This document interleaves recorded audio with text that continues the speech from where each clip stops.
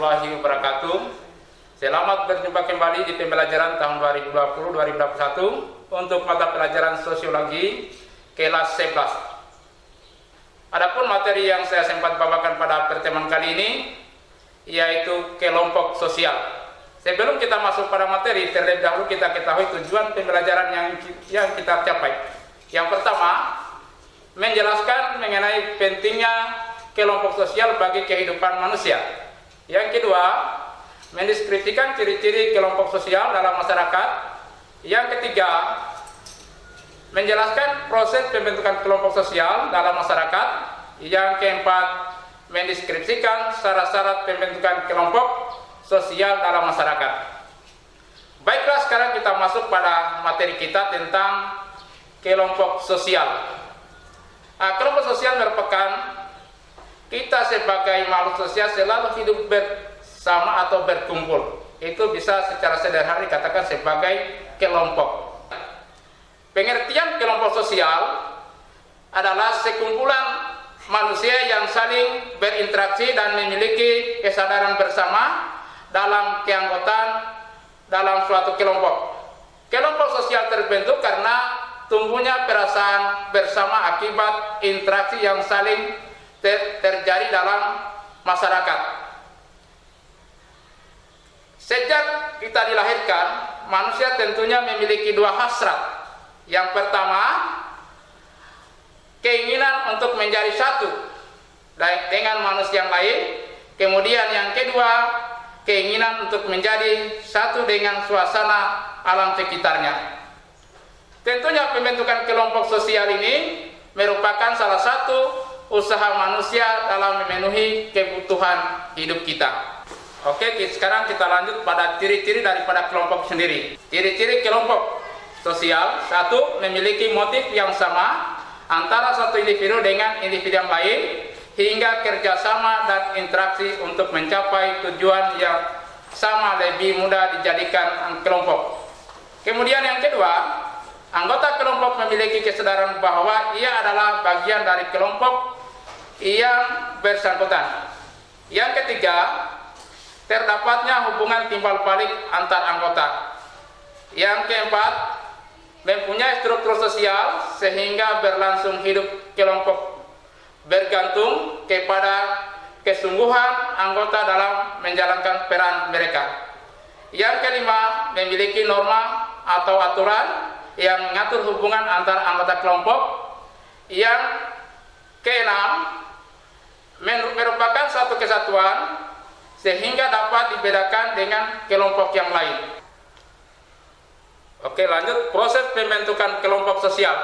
Terbentuknya suatu kelompok sosial dipicu oleh naluri manusia yang tidak bisa hidup bersama dan ingin menyatukan dengan manusia yang lain yang ada di sekitarnya. Biasanya merupakan suatu yang murni, muncul dengan keinginan sendiri. Kemudian yang kedua, dua faktor utama yang membentuk seseorang bergabung dalam suatu kelompok adalah kedekatan dan kesamaan. Dalam hal ini bahwa kedekatan ini adalah kapan kita berdekatan sangat memungkinkan kita untuk berkelompok. Kemudian memiliki kesamaan seperti kesamaan bakat, kesamaan minat, itu juga sangat memungkinkan untuk hidup berkelompok karena memiliki kesamaan. Kemudian yang ketiga, pembentukan suatu kelompok akan diawali dengan adanya kontak sosial dan komunikasi sosial yang akan menghasilkan proses sosial dalam interaksi sosial. Kelompok sosial dan komunikasi merupakan dua hal yang akan mengawali terbentuknya sebuah kelompok seperti melalui kontak dan komunikasi, maka seseorang akan menemukan dasar-dasar untuk membentuk suatu kelompok sosial yang ada dalam masyarakat. Sekarang kita masuk pada syarat terbentuknya kelompok. Setiap anggota kelompok memiliki kesadaran bahwa dirinya merupakan bagian dari kelompok yang bersangkutan. Tentunya dalam kelompok ini harus muncul kesadaran dalam diri sendiri. Kemudian yang berikutnya, ada kesamaan, ada faktor yang dimiliki oleh anggota kelompok sehingga hubungan mereka bertambah erat. Beberapa kesamaan antara lain adalah kesamaan nasib, persamaan kepentingan, persamaan tujuan, persamaan ideologi, dan persamaan fisik dan atau yang lainnya. Kemudian yang berikutnya, kelompok sosial memiliki struktur, kaidah, dan perilaku tertentu. Tentunya memiliki struktur secara dalam pembagian kelompok itu tugas masing-masing secara terstruktur. Kemudian ada norma atau kaidah yang mengatur dalam kelompok sendiri, dan ini harus dipatuhi oleh anggota kelompok sendiri. Kemudian yang keempat, kelompok sosial memiliki sistem dan proses untuk membedakan dengan kerumunan. Gejala individual dalam kelompok, gejala individual yaitu menunjukkan bahwa setiap anggota kelompok menyadari bahwa ia akan merupakan bagian dari kelompok itu. Antara lain, adanya sikap imitasi terhadap segala aspek dalam kelompok yang dilakukan melalui proses sosialisasi. Mungkin di antara siswa sekalian tahu apa itu imitasi? Imitasi adalah meniru. Yang kedua, mengidentifikasikan diri terhadap kelompok berarti setiap anggota suatu kelompok cenderung ingin sama dengan orang lain di dalam kelompok sendiri. Kemudian yang ketiga, internalisasi, yaitu suatu sikap dan perilaku seseorang yang menggambarkan pola perilaku suatu kelompok sosial. Yang terakhir, keinginan untuk membela dan mempertahankan kelompoknya. Oke, kita lanjut dengan bentuk kelompok, yaitu kelompok semu atau tidak teratur. Kelompok semu merupakan kelompok yang terbentuk di tengah-tengah pergaulan manusia. Kelompok semu terbentuk secara sementara dan tidak mempunyai kemungkinan untuk memiliki ikatan erat antara anggota. Kelompok semu biasa disebut dengan khalayak umum atau keramaian. Kelompok semu tidak mempunyai aturan yang bersifat mengekang. Ciri-ciri dari kelompok semu yaitu terbentuk secara tidak sengaja tanpa perencanaan sebelumnya, tidak terorganisasi, interaksi antara anggota tidak berlangsung secara terus-menerus karena sifat kelompok ini hanya sementara. Berikutnya, tidak ada kesadaran berkelompok, kehadiran tidak spontan. Contohnya misalnya kerumunan, massa, publik. Untuk lebih jelasnya kita lihat dengan gambar berikut. Inilah contoh gambar kerumunan. Silakan Anda lihat dalam gambar ini.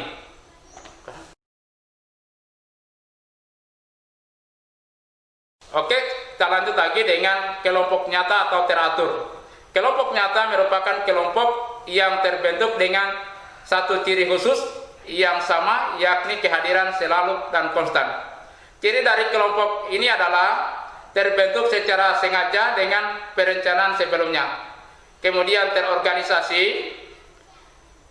Berikutnya, interaksi antara anggota berlangsung secara terus-menerus karena sifat kelompoknya permanen. Kemudian, adanya kesadaran berkelompok. Kemudian, kehadiran secara konstan. Contoh kelompok ini adalah kelompok primer atau biasa juga disebut kelompok keluarga dan kelompok sekunder atau sekolah, asosiasi, dan kelompok formal dan informal.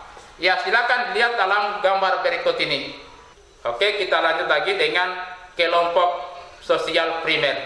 Kelompok sosial primer atau biasa juga disebut kelompok keluarga. Kelompok sosial primer adalah suatu kelompok yang jumlah anggotanya hanya sedikit, mempunyai hubungan dekat dan langgeng.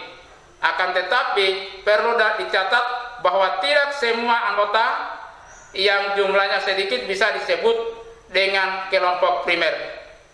Menurut George Homans, bahwa kelompok primer yaitu sejumlah orang yang terdiri dari beberapa orang yang mereka saling berinteraksi sehingga setiap orang akan mampu berkomunikasi secara langsung dan tatap muka. Kemudian menurut Charles Horton Coley, juga beliau berpendapat bahwa kelompok primer adalah pengelompokan anggota-anggota dalam masyarakat yang terorganisir secara adat berdasarkan hubungan adat maupun berdasarkan ikatan darah. Ya, selanjutnya kita masuk pada fungsi kelompok primer.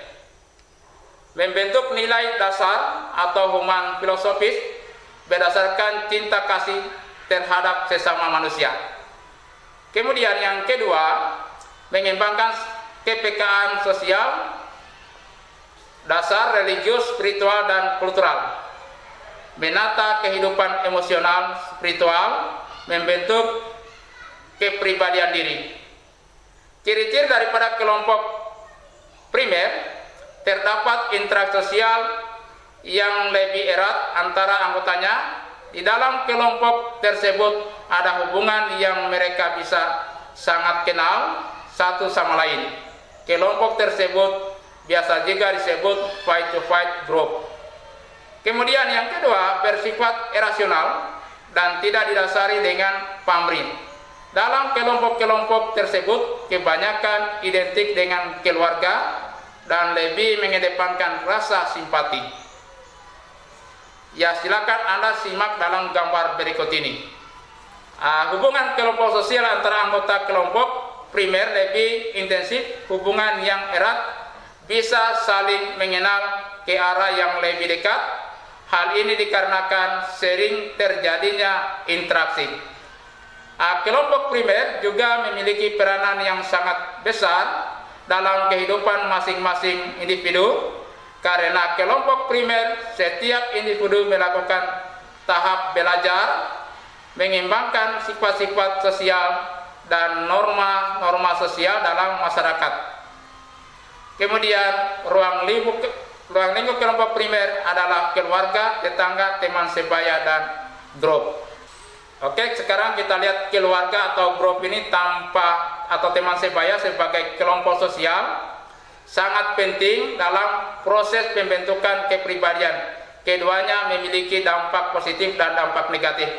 Dampak positif mampu membentuk kepribadian baik yang bisa diterima oleh semua lapisan masyarakat. Kemudian mampu beradaptasi, cepat berinteraksi. Hal ini akan meningkatkan kepercayaan diri, lebih mengenal nilai-nilai dan norma sosial yang berlaku, lebih mengenal kepribadian masing-masing orang, dan akan saling memahami. Kalau dampak negatifnya, bisa tumbuh menjadi sosok individual yang mempunyai kepribadian menyimpang. Kemudian hilangnya semangat untuk belajar, menjadi malas, dan menyukai hal-hal yang melanggar nilai dan norma. Mempunyai kehidupan yang kelam, misalnya terkena dengan narkoba. Kemudian dijauhi oleh masyarakat karena belajar dari perilaku yang buruk atau perilaku yang menyimpang. Oke, sekarang kita lanjut tentang kelompok sekunder. Kelompok sekunder adalah kelompok yang besar, terdiri dari banyak orang. Hubungan tidak harus mengenal secara pribadi, kurang akrab, dan mempunyai sifat yang tidak langgeng karena didasari oleh kepentingan yang sama. Kelompok sekunder bertujuan mencapai suatu tujuan tertentu sehingga kelompok tersebut lebih mempunyai peran sebagai sarana, bukan hanya tujuan. Kelompok ini sifatnya formal, impersonal, parsial, dan dilandaskan pada pemanfaatan kelompok semata. Ciri-ciri daripada kelompok sekunder, anggotanya banyak, bersifat rasional, bersifat formal, timbul perasaan kurang tentram antara anggota, adanya spesialisasi yang sangat ekstrim. Contohnya organisasi buruh misalnya, perguruan tinggi atau universitas, sekolah, ikatan dokter misalnya, ikatan sarjana ekonomi, dan lain-lain. Itu merupakan salah satu contoh daripada kelompok sekunder. Ya, demikian materi yang saya sempat sampaikan pada pertemuan kali ini.